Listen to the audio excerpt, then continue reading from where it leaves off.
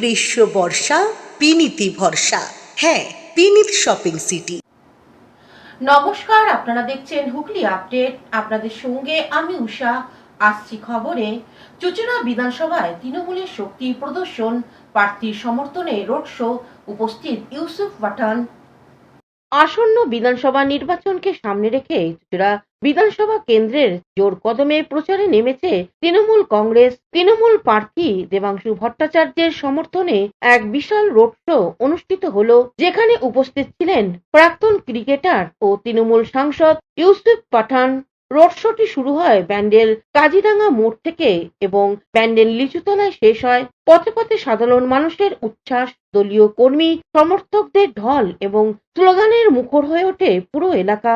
এই রোড শোকে কেন্দ্র করে তৃণমূল কংগ্রেসের শক্তি প্রদর্শন স্পষ্ট হয় এবং আসন্ন নির্বাচনের দলের জয়ের বার্তা আরো জোরালো ভাবে তুলে ধরা হয়। এই প্রসঙ্গে প্রাক্তন ক্রিকেটার ও তৃণমূল সাংসদ ইউসুফ পাঠান কি জানাচ্ছেন শুনবো। चाहूँगा कि देवांशी जो वोट देकर चाहिए और दीदी की ताकत को और मजबूती करिए, ताकि जो दीदी जो योजनाएं उन्होंने और महिलाओं के लिए जो कार्य किए हैं उसे बरकरार रखा जाए और आगे भी उनको फायदा और अपने पैरों पे जो खड़े होने का एक मौका दीदी ने दिया है वो हमेशा उनके साथ बना रहे। অন্যদিকে প্রার্থী দেবাংশু ভট্টাচার্য কি বলছেন শুনবো। এটা আমাদের প্রার্থীদের ওপর তো আক্রমণ হচ্ছে, আমাদের প্রার্থীদের ওপর মুর্শিদাবাদে আক্রমণ হচ্ছে, আমাদের ভোটারদের ভোট দিতে যেতে দেওয়া হচ্ছে না।